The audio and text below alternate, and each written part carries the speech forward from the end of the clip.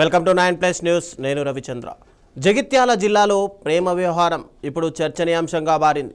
6 ఏళ్లుగా ప్రేమించుకున్న యువకుడు పెళ్లికి నిరాకరించడంతో మెట్పల్లి పట్టణంలో ప్రియుడి ఇంటి ముందు ఓ యువతి బైఠాయించింది.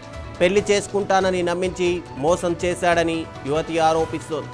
ఏకలవ్య నగర్కు చెందిన అంగడి శిరీష అదే కాలనీకి చెందిన పాలకుర్తి సతీష్ అనే యువకుడిని 6 ఏళ్లుగా ప్రేమించింది.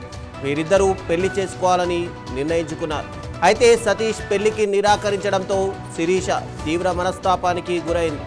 ఇక సతీష్ ఇంటి ముందు బైఠాయించి నిరసన వ్యక్తం చేస్తోంది.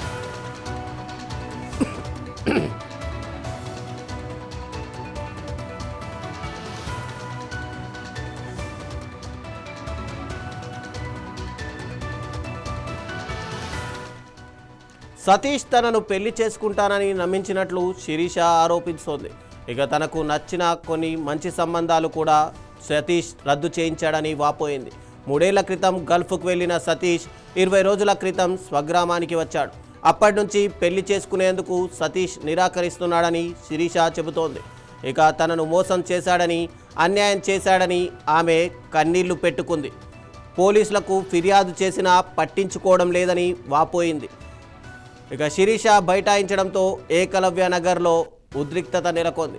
స్థానికులు, బంధువులు ఆమెకు మద్దతుగా నిలిచారు. పోలీసులు యువతితో మాట్లాడేందుకు ప్రయత్నిస్తున్నారు. అయితే తన డిమాండ్ నెరవేరే వరకు వెనక్కి తగ్గేది లేదని శిరీష స్పష్టం చేస్తోంది.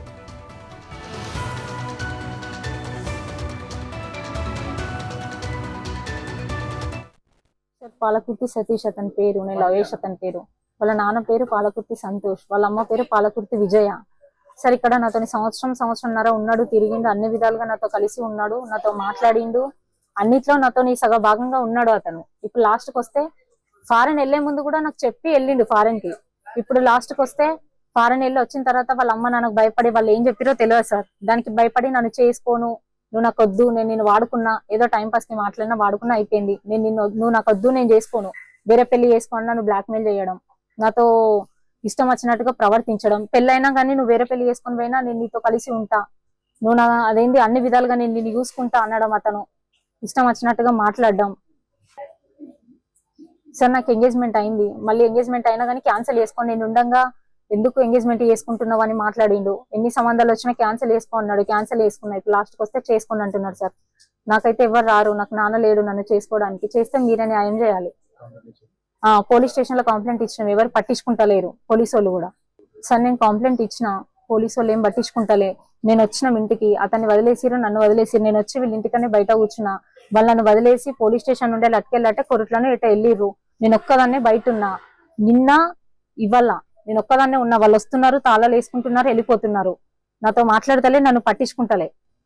వాళ్ళు వచ్చి అతను వచ్చి నన్ను పెళ్లి చేసుకునేదాకా నేను ఇక్కడనే కూర్చుంటా సార్, నేను ఎక్కడికి వెళ్ళాను. చెప్పండి సార్, పాలకుర్తి సతీష్ అతని పేరు, నేను లవేష్ అతని పేరు.